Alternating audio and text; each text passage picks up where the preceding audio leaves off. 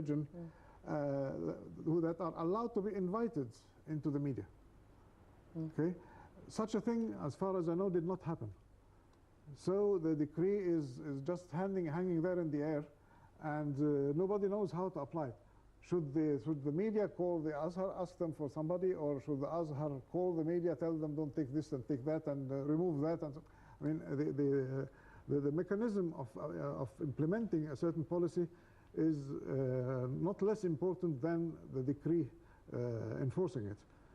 And of course, this is a management issue that I think we suffer from in many fields. So you mean here that there is a kind of confusion in how to deal with such an important decree that has been issued?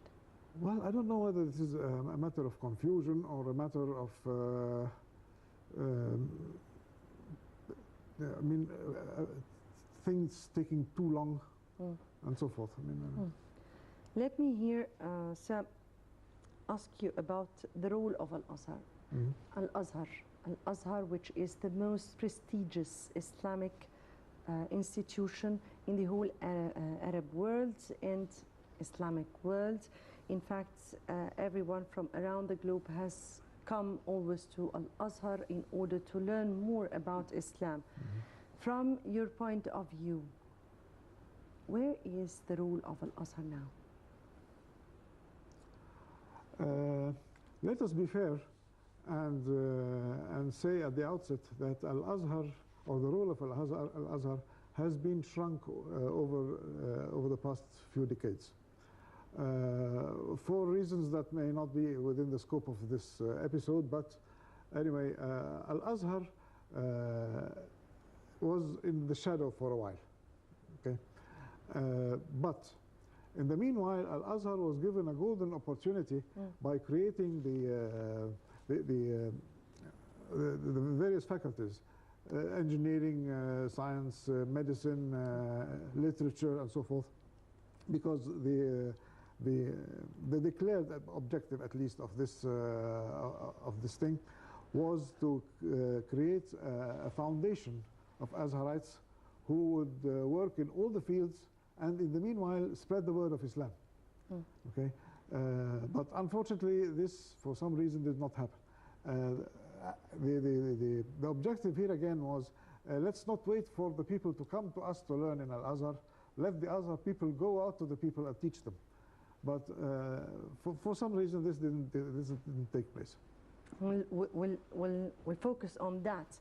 But let me have first our guest over the phone, Dr. Yassin Lasheen, Professor of Mass Communication, Cairo University. Good evening to you, sir. Good evening to you. We're speaking today about the religious discourse. And many of the Egyptians have been demanding the renewal of the religious discourse. What is the meaning of that, and how do you view the religious discourse that has been taking place? Well, sure, I can answer the question. I would like to apologize for you and for the audience that I can't come because of a traffic jam from the city of October to Cairo. I have been on the road for more than 3 hours, and when I realized that I cannot reach you on time, I apologized, and I'm very sorry for that. I hope that the government will pay more effort for the problem of traffic, and if they would like to have a solution for this problem, in which about 6 ministries and 3 general institutions will participate to solve this problem, I am ready to provide them with it. Second, I would like to start answering your question about this religious discourse. You know, during the last less than 2 years, we have been suffering from a lot of fatwas and a lot of activities through which people are using religion, especially the Islam, for their purposes and to gain some influence. And I called for one rule, that is, there should be no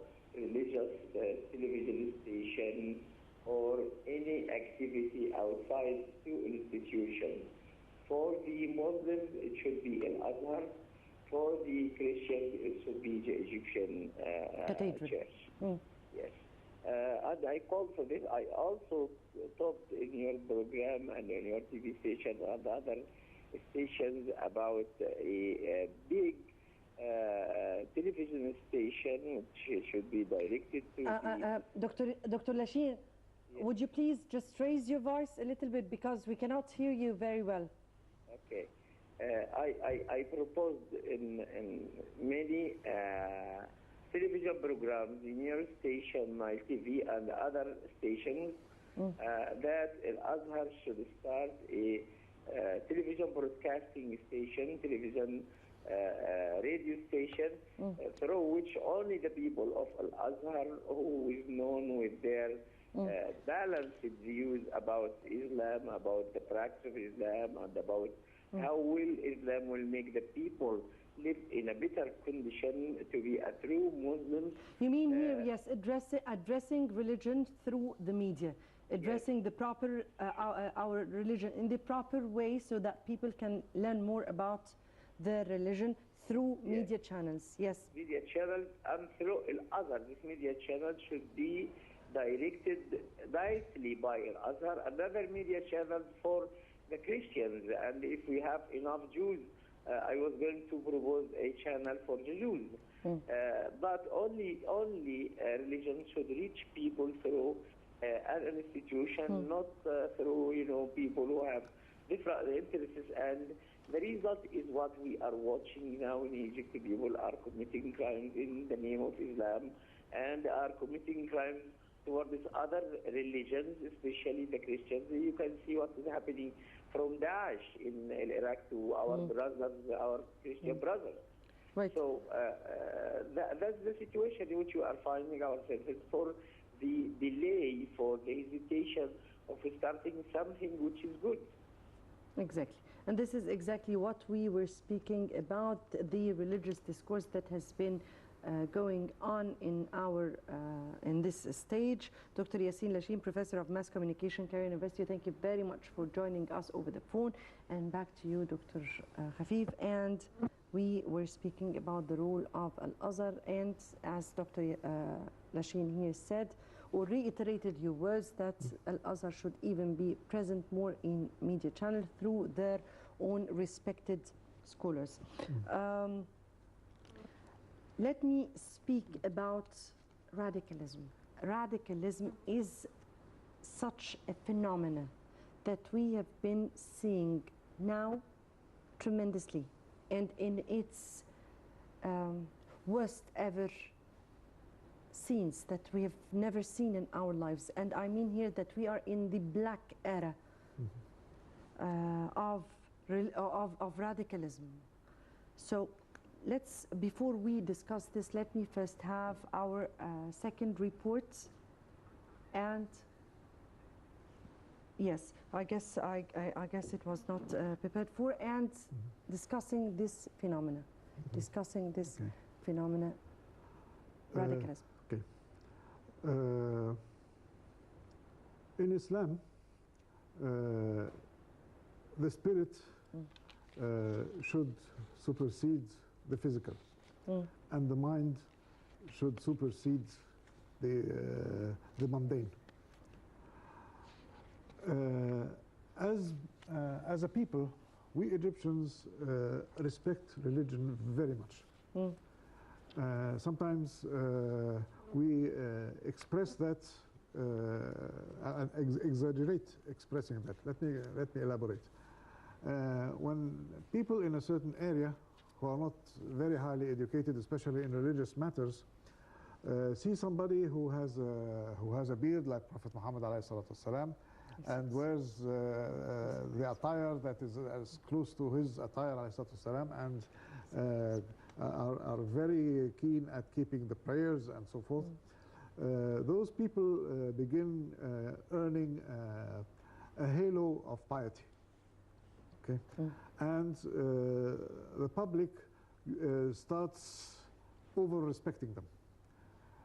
Such people, many of those actually are sincere Muslims who want to abide with the teachings of Islam and become good Muslims. Some others get their heads get turned with this over-respect, if we can call it that, and Actually twisted. Yes, and they start believing themselves that they have become not only pious Muslims but scholars of Islam. Okay, and this is the very serious pitfall that happens, especially in areas where education is not very high, and the social awareness is not very high. So we plunge into the dilemma of what is called the literalism rather than the spirit. We are not suffering from fundamentalism. Fundamentalism is a concept that makes us go back to fundamentals when something new appears, and we start discussing it rationally and reasonably and see where this matter stands in view of our belief. But literalism is a pitfall in which people stick to the very spirit of to the very letter of the Islam, rather than the spirit. And when this happens, a lot of the real spirit and the real mercy and the real love that is embraced inside Islam is lost, and people start listening to those who stick to the letter, and those people say, well, isn't this written in the Holy Quran? Here is the verse. Okay, but who gave you the right, Mr. X, to interpret this verse the way you did?